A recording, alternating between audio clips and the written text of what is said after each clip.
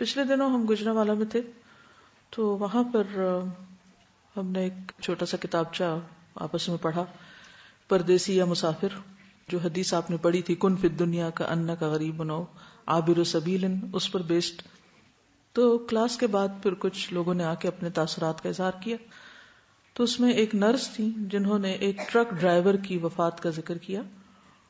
وہ ہم نے ریکارڈ کر لیا، تھوڑا سا حصہ آپ کو سناتے ہیں. السلام علیکم. میں سول ہاسپٹل گجرانوالہ میں as a staff nurse duty کر رہی ہوں، اور بچپن سے ہی تقریباً میری خواہش تھی کہ میں نے جب سے الہدا کا نام سنا تھا، میرا ایک شوق تھا کہ میں الہدا میں پڑھوں. تو میرے بھائی نے مجھے بتایا کہ میں نے ایسے ایک بینر پڑھا ہے، تم کہتی ہو میں نے الہدا میں ہی پڑھنا ہے، میں نے الہدا میں ہی پڑھنا ہے. تو وہ الہدا کا بینر تھا. تو میں جب سے الہدا میں آئی ہوں، الحمدللہ اللہ کا بہت شکر ہے، میرے میں بہت سی پازیٹیو چینجز آئی ہیں. آج کے لیسن سے جو بات ہو رہی تھی وہ یہ کہ جو بندہ سوچتا ہے یا جو اس کے دل میں ہوتا ہے وہ وہیں پہ بند کر دیا جاتا ہے. تو ہمارے پاس ایک پیشنٹ آیا تھا سرگودا سے، وہ ٹرک ڈرائیور تھا، پتہ نہیں اس کو ڈاکوؤں نے کیوں مارا یا واللہ عالم جو بھی اس کے ساتھ ہوا، لیکن پیشنٹ بہت سیریس کنڈیشن میں آیا. میری آپریشن تھیٹر میں ڈیوٹی تھی، وہ آپریٹ ہوا. 2 دن وہ آئی سی یو میں رہا، وینٹیلیٹر پہ پیشنٹ ڈلا رہا. اس کے بعد وہ ٹھیک ہوا، کچھ بولنا شروع ہوا. تو ایک دم سے نا اس کی سیچوریشن ڈراپ ہونا شروع ہو گئی، اس کی بریدنگ کم ہوتی جا رہی تھی. تو وہاں جو سٹاف تھی وہ آئیں آ کے کہتی ہیں میرا پیشنٹ بہت سیریس ہے، تو تم لوگ میرے پاس ہیلپ کے لیے آ جاؤ.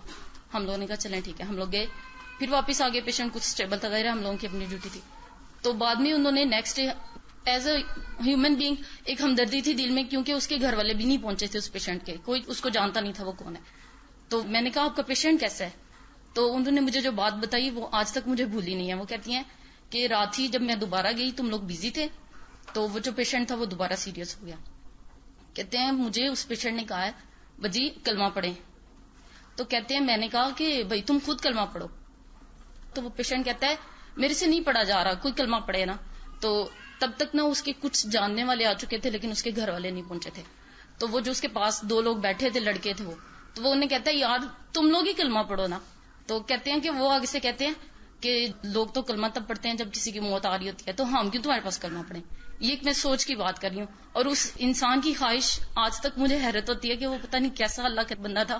کہتے ہیں کہ اس نے کم از کم 10 دفعہ یہ خواہش کیا کہ کوئی بندہ کلمہ پڑھو، کوئی بندہ کلمہ پڑھو. اور کہتے ہیں کہ میرے دیکھتے دیکھتے 100 90 80 ایون 10 to 0 پہ اس کی سیچوریشن آ گئی. پیشنٹ ایکسپائر کر گیا، لیکن کسی نے اس کے پاس کلمہ نہیں پڑھا. اور کہتے ہیں کہ جب اس نے بار بار کہا کلمہ پڑھو کلمہ پڑھو، مجھے آ نہیں رہا، وہ یہ بھی کہتا رہا مجھے آ نہیں رہا، میرے سے پڑھا نہیں جا رہا. تو ایون ہم لوگ یہ خود دیکھتے ہیں کہ 40 50 تک سیچوریشن جانے کے بعد پیشنٹ بول نہیں سکتا. کہتے ہیں وہ 10 سیچوریشن تک وہ پیشنٹ بولتا رہا ہے کہ کوئی میرے لیے کلمہ پڑھ دو، کوئی میرے لیے کلمہ پڑھ دو. کہتے ہیں پھر اینڈ پہ بچے کہتے ہیں میں اس کے پاس گئی ہوں انجیکشن لگانے کے لیے، تو اس نے ایسے مجھے پکڑ کے کہا بجی تم مسلمان نہیں ہو. تو کہتے ہیں میرے ذہن میں یہ تھا کہ خدا نہ خواستہ اس میں کوئی شیطان ہے جو اس طرح سے، میں ایک فیمیل ہوں یہ ایک میل ہے مجھے ایسے ٹچ کر. کہتے میں نے غصے سے کہا چھوڑو میرا ہاتھ، یہ کیا کر رہے ہو؟ تو کہتا ہے باجی مجھے لگتا ہے تم واقعی مسلمان نہیں ہو، تم کلمہ پڑھو.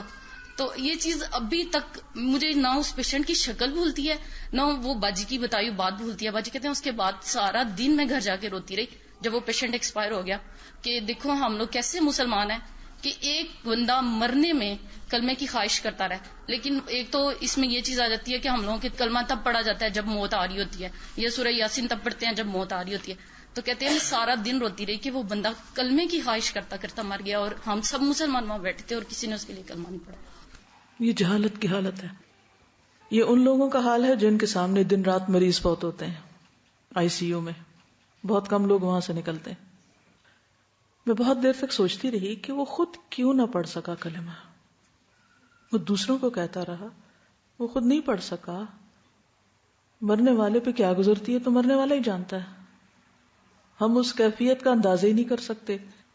لیکن بعض اوقات وہ تکلیف اتنی شدید ہوتی ہے کہ اس کا دماغ معوف ہو جاتا ہے. اس پر ایک اور بچی آئی اور وہ کہنے لگی کہ اس کا آپریشن تھا، اور جب ڈاکٹر نے کہا کہ کلمہ پڑھو تو وہ کلمہ اس کو یاد نہیں آ رہا تھا. السلام علیکم. وعلیکم السلام. میرا لاسٹ ایئر ناک کا آپریشن تھا، اور میں آپریشن تھیٹر میں جانے سے پہلے یا حیو یا قیوم برحمتی کا استغیث پڑھتی گئی تھی. لیکن میری روٹین میں استغفر اللہ نہیں ہے اتنا کلمہ پڑھنا. تو جب میں آپریشن تھیٹر میں ٹیبل پہ لیٹی تو میں نے سوچا کہ میں کلمہ پڑھ لوں. لیکن اس ٹائم دماغ اتنا معاف ہو گیا تھا کہ میرے ذہن میں کلمہ نہیں آ رہا تھا.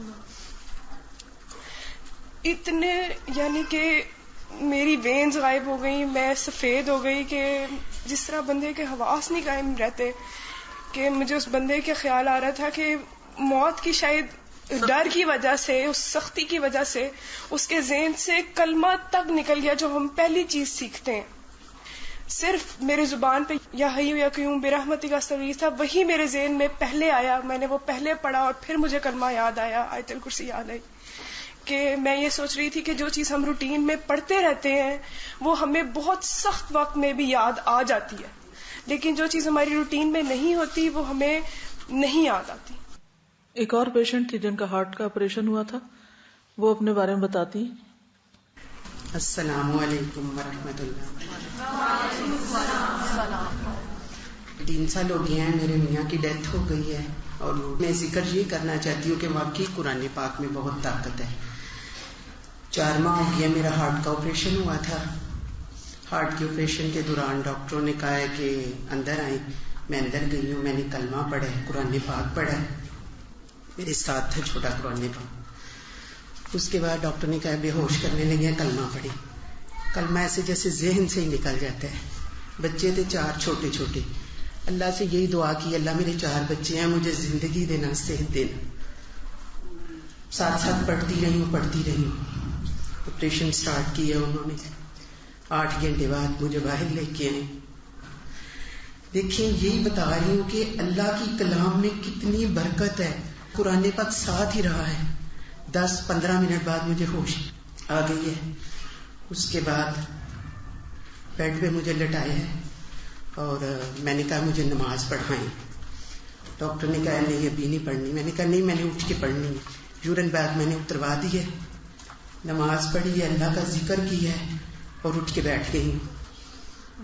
بیٹھنے کے بعد پھر میں نے کہا مجھے نماز پڑھائیں عصر کی. پھر میں نے نماز پڑھی ہے اور اس کے بعد پھر ذکر کرتی رہی ہوں. ساتھ ساتھ ہر بیڈ پہ میں گئی ہوں اللہ کا ذکر کریں، اللہ کو یاد. اس کے بعد میں خود اٹھ کے چلی ہوں. ٹھیک 10 گھنٹے بعد. اتنا بڑا میرا ہارٹ کا آپریشن تھا، لیکن اللہ نے مجھے شفا دی ہے صرف اپنی کلام کے صدقے، اپنے قرآن پاک کے صدقے. اور یہ میری ساری بہنوں سے التجا ہے کہ قرآن پاک کو سینے میں بند کر لیں اور ساتھ یاد کریں اور اللہ کا بہت ذکر کریں. شکریہ، جزاک اللہ. ایک کے بعد ایک شخص جو آ رہا تھا وہ اسی تجربے کا ذکر کر رہا تھا کہ عین اس وقت بدحواسی میں یا تکلیف میں یا خوف کے مارے کلمہ یاد نہیں آ رہا تھا. تو حسن خاتمہ سب سے بڑی خوش قسمتی ہے. اچھا خاتمہ، لا الہ الا اللہ پر خاتمہ، ایمان کے ساتھ خاتمہ، اللہ کی یاد اور اللہ کی محبت کے ساتھ دنیا سے رخصت ہونا، یہ ہم سب کی بہت بڑی تمنا ہونی چاہیے. اور اس کے لیے ہمیں اپنے آپ کو تیار بھی کرنا چاہیے. جانے والے کے لیے بھی کلمہ پڑھنا اور خود اپنے لیے کلمہ پڑھنے کی عادت اور اس وقت پڑھنے کی دعا کرنا، یہ بھی ہماری دعاؤں کا ایک حصہ ہونا چاہیے.